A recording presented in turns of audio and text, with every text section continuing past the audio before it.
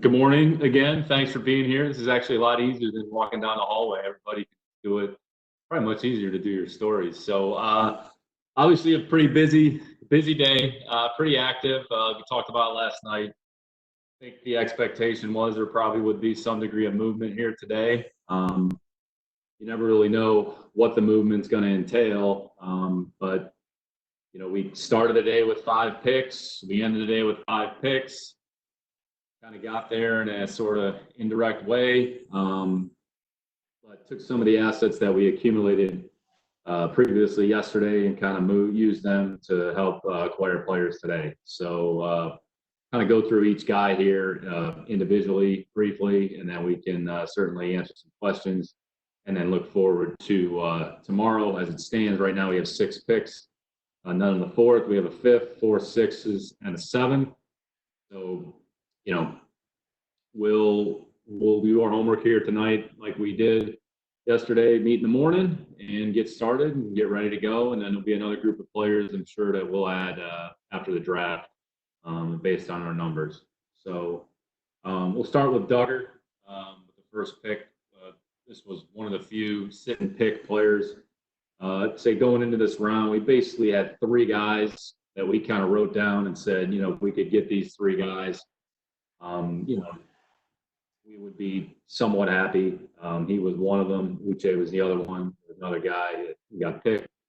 But Duggar, obviously small school, but pretty explosive player. Big, he's tough, he's fast, he's smart. Has some 4-down type elements. Return to playing in a kicking game. So played well at his level of competition, held his own at the Senior Bowl against better competition. One of the things you like to see or you look for is a player like that with that background to see how they hold up in that environment. And he acquitted himself fairly well. A fairly mature kid. He's a little bit older, 24 years old. So a player that we liked and went ahead and picked him. And then we kind of came back in here to the bottom of the second round with Uche. Uche, actually going back to last year, when you kind of look at their defense, Uche to Winovich, Uche's role was a little bit bigger this year. They actually had another kid, Mike Dana, who transferred from Central Michigan. So their defense has been, I'd say, pretty good here. Coach Brown and their staff, have done a great job. But kind of moved around the front a little bit. Played in the perimeter. They used him some at Mike linebacker, used him some sub situations. So he's been asked to do a number of different things in a good defense. They played him at linebacker at the Senior Bowl. Has a variety of different things that it looks like he can do. Obviously, it hasn't been in our system. I'd say he and Jennings are similar, but they're different as well. But they both have played on the end of the line of scrimmage. They've kind of played inside off the ball. They're a little bit different. Jennings, just shooting over to him real quick. He was another sort of sit and pick. That 87 pick was really one of our original picks, I believe. Obviously, he comes from a great program with a lot of great players. And, Coach Saban, what he's done at Alabama is, it's hard to match what he's done. They put out a lot of good players. And you saw in this draft, I don't know however many players they had drafted. It was a lot, which it usually is every year. But this kid is a really tough kid, a little bit bigger in terms of size than Uche. I think Jennings, 255, 260. Uche, kind of 240, 245. Different defenses, but had some elements where they were used kind of similarly. Jennings has a background playing a couple different spots. Really tough, good leadership. They're call them end of the line of scrimmage type players, front 7 type players. How they're going to project into our system, we'll see. Obviously, we're pretty multiple front, multiple scheme on defense. So these guys have been asked to do a number of different things in their respective system. And I would say with Uche, has played in the kicking game, so the ability to play on 4th down is something that we put a premium on. So both he and Jennings, I would expect them in some capacity to compete for a role in a kicking game. And then at the bottom of the round there, we kind of use some of the picks in future rounds and, move back into the third round and pick the two tight ends. They're a little bit different. Asiasi started his career at Michigan, transferred to UCLA. Really, this was his first year where he had pretty substantial production. This kid's got good size, runs well for his size. It's pretty tough. He's got some technique things that he can certainly work on as an on-the-line of scrimmage blocker. Has a background with Coach Kelly, so he was certainly a good resource for us on that one. And then we picked Keene at Virginia Tech, so kind of an interesting guy, underclassman, really played essentially from day one, so he's a 3-year starter. And, you really have to kind of search for some things with him on tape. He took advantage of his opportunities. A couple of things that stood out were just some of his catch and run type plays, but this kid's got good size, 6'4" and change, call it 255, 260, fairly athletic.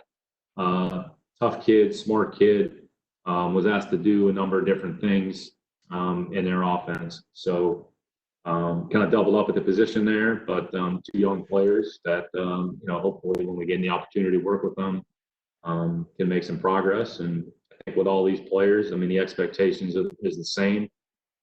It's just really to come in, really assimilate to our program. Obviously, it's uncharted waters here, but as soon as we get the opportunity to start working with them, we're going to do that, and we're just going to take it one day at a time and try to make progress and see, how much progress they can make on their own between now and the start of the season, whenever that's going to be. So 5 picks. So added some, would say, youth and depth to the roster, and we'll go back at it again tomorrow and see if we can continue to make some progress. So with that, I'll take some questions. First question will come from Andrew Callahan. Hey, Nick, thanks for taking the time here. I know I'm not going to win best dressed as Mike Reese did last night. Mike doesn't have a tie on that. Mike has his second day look going on. Ian's the only one that really stood up friendly here. But yeah. We're all a little looser here tonight.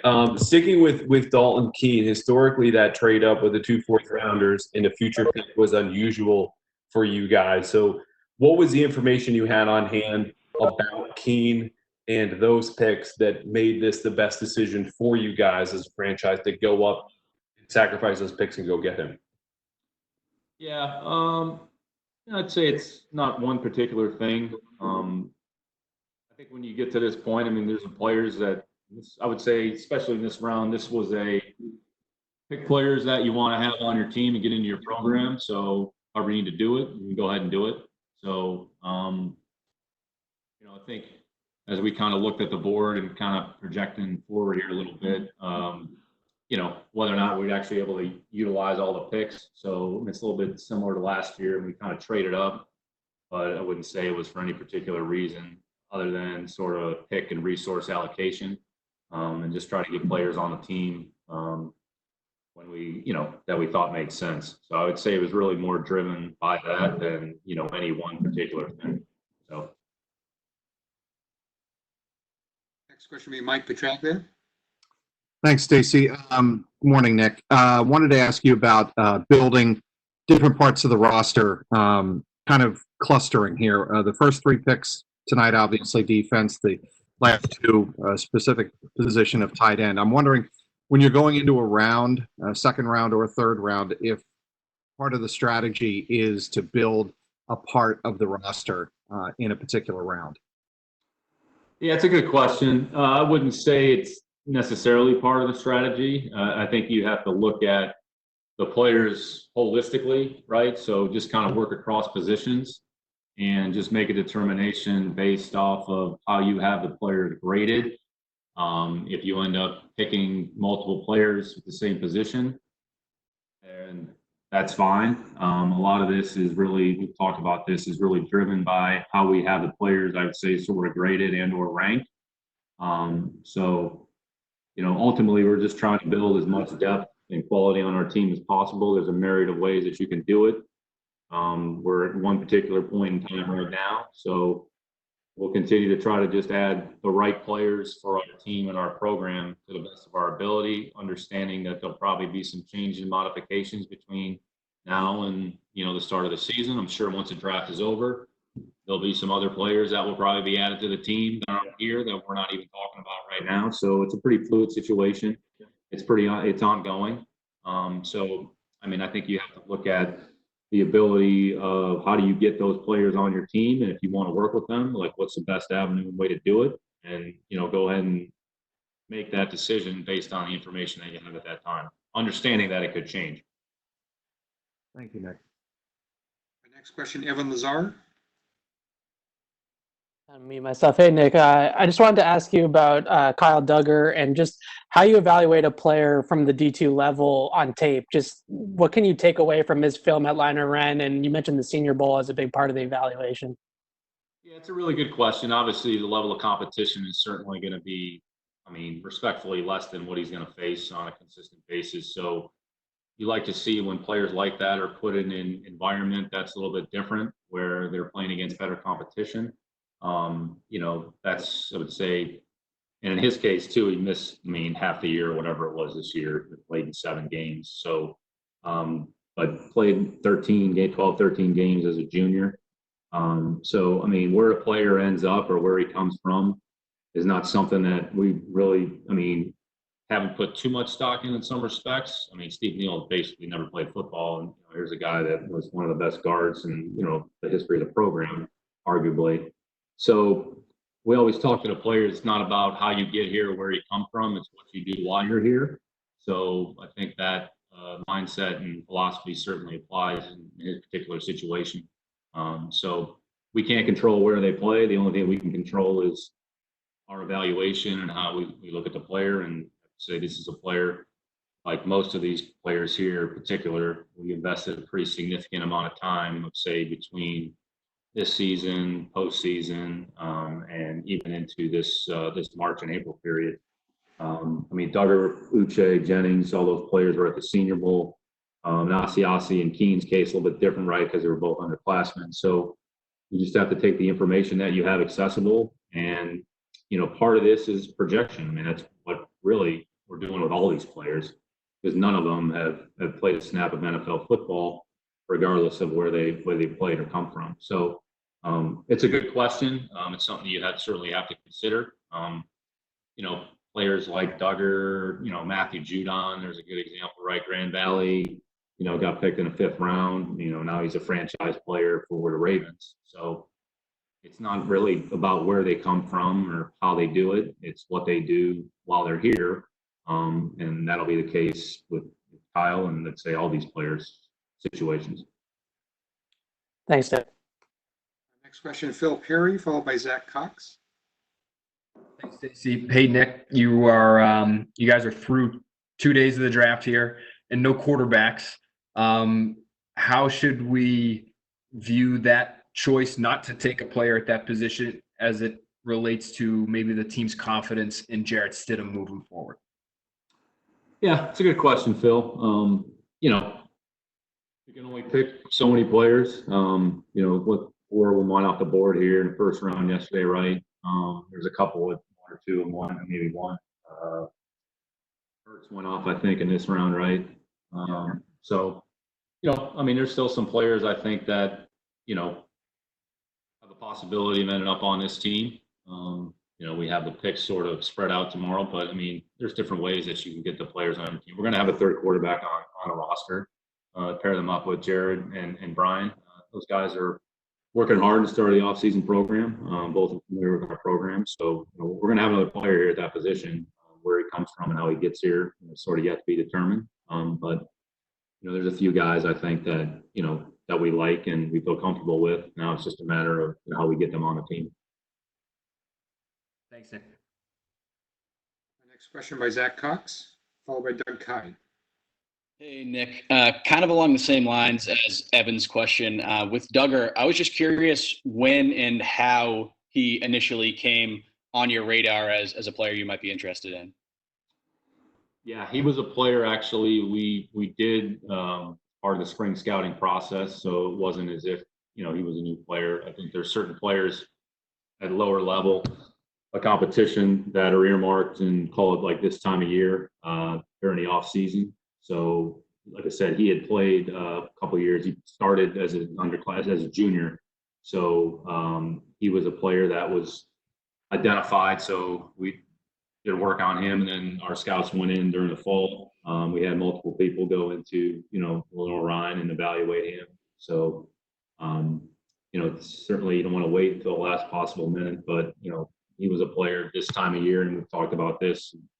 Matter of fact, our scouts have been working on spring scouting for the next draft in 2021. So he was a part of that process, and there was a number of us that saw him during the fall. And then again in December, January, Senior Bowl, obviously, when your whole staff is there, when we kind of work through the progression of the combine. I mean, so he was at a multitude of checkpoints. So you're able to kind of monitor that progress as he goes. Great, thanks. Next question, Doug Hyde, followed by Eden Kern. Nick, it was nice to see you with your daughters on ESPN there. Got a lot of camera time, I guess. They don't even know what's going on, so they're just there to hang out with their father. So that's all they care about. Right. What are the benefits of doubling up at a position like you guys did with Uche and Jennings, and then with Asiasi and Keene? Yeah, it's a good question, Doug. I don't think the intention is ever to double up. I mean, just because you pick a player at a certain position doesn't necessarily mean you have to move away from it. If you feel good about the player and he's a good football player and you have him graded accordingly. So, we've done it in years past. There's been a few examples of it. It doesn't necessarily mean it's going to go a certain way or another, but in their particular case, they're both good football players. See my daughters and your dog. So here we go. Everybody gets some camera time. It's the cat, actually. But I would say it's probably more emblematic of kind of what we do defensively in terms of the different types of guys, in terms of how we play. So we're never going to fit a square peg into a round hole, but having some guys that may be able to do some different things, complement some of the players that you do have. Really what we're trying to do is just sort of get certain types of guys, and if they, they may play the same position, but they really might not play the same position. So on the surface, it might look like it's the same, but there could be some subtle differences in terms of how they're deployed. And ultimately, you're just trying to figure out what they do well, try to accentuate the player's strengths. And they could be used similarly, or they could be used here a little bit differently. So we'll find out when we have the opportunity to work with them. Thank you. Eden Kern, followed by Karen Gregian. Hey, Nick, you mentioned Duggar's performance in the Senior Bowl against better and bigger players put him more on your radar. Kind of curious how the role the Senior Bowl played this year, especially with the lack of in-person scouting available to your team, and just with the whole social distancing thing, how the team adjusted its scouting in general. Yeah, really good question. Up until that point, the process was pretty consistent, really kind of transitioning from the fall scouting process to the All-Star game scouting process. And then once the combine was over, essentially the mechanism for gaining information was essentially reduced to phone calls, FaceTime interactions. So we try to maximize those opportunities best we could, but still, kind of like we talked about last night, try to keep the process as consistent as possible and try to replicate it and keep it as normal as possible. So whether it's work through an installation, give them some information, see how they absorb it, see if they can teach it back to you, see if they can teach you some of the things that, that they have done in their respective system. So other than I would say, pro day portion of it or workout portion of it, the rest of it was, I would say, fairly similar to years past. Next question, Karen Gregian, followed by Jarrett Bell. Hi, Nick. Just wondering, you touched on this a little bit about you drafting certain types of players, and I was wondering, quite a few of them have versatility to play multiple positions within what they do and also play special teams? How important is that? I think the way you articulated it, Karen, is very accurate. And really, when you look at each week, right, each team we play, there's a different set of circumstances or a different set of, I would say, things that we have to either defend on defensively or offensively that we have to deal with. So, you know, the more people you have that could handle the multiplicity of what you're going to see week to week. One week it's this offense. Okay, the next week it's a different type of offense. So I would say one of the things that is important is the mental flexibility. You know, the physical flexibility and versatility is important, but if they don't have the mental capacity and flexibility to do that, then you have to minimize what they're asked to do, which is fine, and we try to do that. You know, so we just try to put the players in the best position possible so that they can handle and do what they do well. So a lot of that is, I'd say, a result of kind of where the league is and what we're forced to defend, and conversely, what we see, you know, on the other side of the ball offensively. So the kicking game is a big part of it. As you know, we put a huge emphasis on it. Bill has always done that. Some of our better, I'd say, defensive players, they got their start in the kicking game, right? I mean, Rob Ninkovich essentially not made the team, but like he was able to get to the game for what he's able to do defensively, and then he emerged as, you know, one of our better defenders over the course of, I don't know, 5 or 6 years. You know, John Jones wasn't drafted, and he made the team because of his ability to contribute in the kicking game as a gunner. And now he's an invaluable part of our secondary as our, you know, slot corner.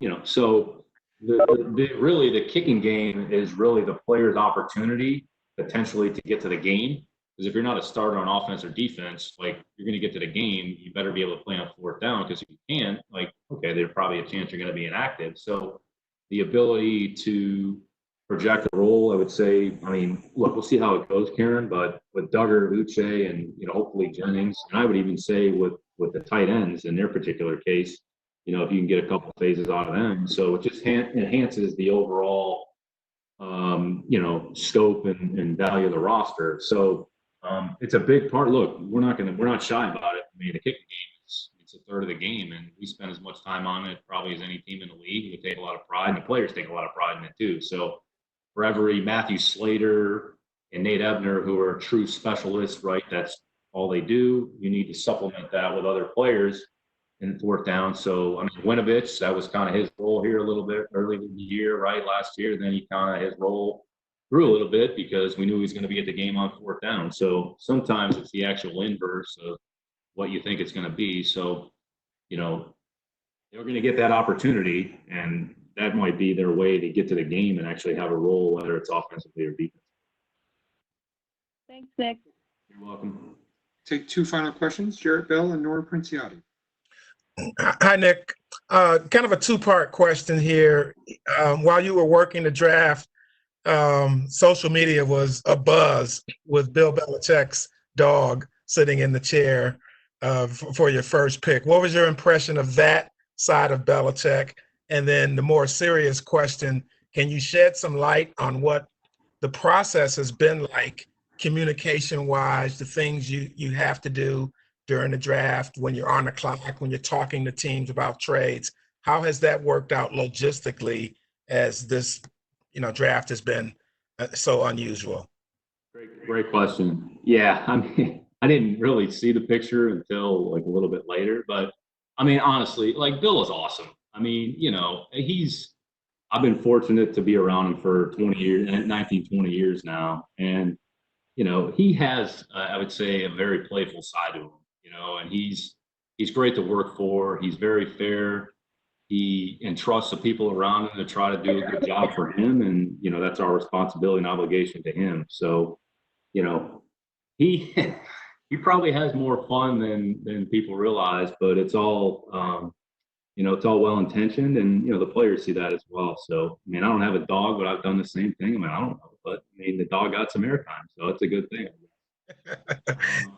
To your second question, just as far as the process is concerned, you know, we talked a little bit about this last night, and honestly, I mean, knock on wood, it's gone fairly smoothly. The communication with the other clubs, as long as they know who to contact, and to try to get the information disseminated to all the necessary parties, we're able to do that. So we're kind of able to replicate what we normally do in the draft room. Let's, as an example, if we have multiple trade scenarios that come up, which I would say tonight, that was definitely the case. We can put them on a screen. We can all look at them so we can kind of see, okay, what are the options? What are we looking at? All right, is one trade better than the other? Okay, what's it look like, in terms of the actual overall composition of the trade? So the teams that we've worked with, have been good to work with, and the communication has been pretty clean, and we've been able to make timely decisions. And a couple of these kind of came down to the wire, 3 minutes, 2 minutes left, but we had a plan of what we wanted to get done. And as soon as we were on the clock, we were able to get the pick submitted. I mean, Monty on his end got the pick submitted, sent in. So everybody has an important role. I mean, I hate to go back to, everybody has a job to do, and, it's kind of a do your job. This is the ultimate, I would say, do your job draft from the standpoint. You have to rely on a lot of people around you. It's not one person. And we're very blessed and fortunate to have a lot of good people that understand their role and put the team first and try to do the best thing for the organization. And, so far so good. I mean, we've done, I don't know how many trades, 4 trades, 5 trades. I mean, probably done as many as any in the league at this point. So I would say from that perspective, our execution has been okay, and we've been able to get done the things that we wanted to get done. Thank you, Nick. You're welcome. Nora, last one. Is that right, Stace? Nora Princiotti is going to close it down here. Close the show. All right. To follow Jared with the question about Nike, but I'm just curious, Nick, as you've been, doing some of these trades, just with the sort of lasting uncertainty about what next year is going to look like in the NFL, but also in the college game, which will affect scouting.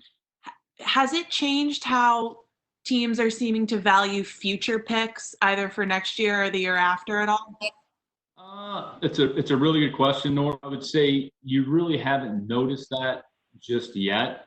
It'll be interesting to see what happens actually over the summer. I mean, not to get too far ahead of ourselves, but when the supplemental draft comes around, whether or not the result of what's going to happen in the fall or later on in the year could potentially maybe force some players, to declare for the draft. So look, you're not going to not make a trade or future pick because you think a guy's going to come out in a supplemental draft. I don't think you're going to do that. But I think what you found, teams that do what they normally do have kind of stuck to their knitting. I would say New Orleans is a good example of that. They're like us, they're not afraid to trade. They make trades, whether it's picks this year or future picks. They've done a lot of future pick trades. They did another one earlier today for Zach Vaughn, the linebacker they took, from Wisconsin. So I think teams have operated kind of how they're accustomed to operating at this point. And as we get more information, then we'll make the adjustments as necessary. So it's a really good question and observation, but I don't think it necessarily has had a material impact in what teams are doing to this point. Thank you. You're welcome. You're welcome. Thank you very much. Thanks. Enjoy tomorrow. I think you guys get Bill tomorrow night, so unless that changes, but appreciate everybody's time. Thanks, Nick. Thank you, Nick. Thanks a lot. Taking the time. Nick.